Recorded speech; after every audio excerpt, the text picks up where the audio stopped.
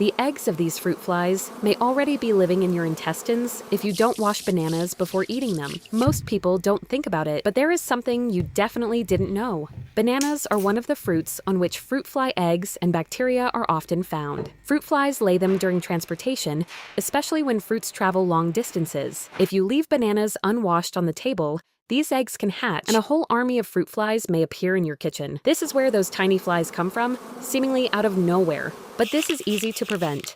Spray the bananas with white vinegar, wait 10 to 15 seconds, and then wipe them dry. The same applies to avocados.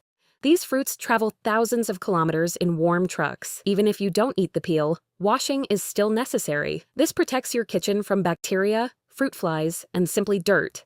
This is why I now wash all fruits and vegetables. If you found this useful, send it to your friends and follow to stay informed and healthy.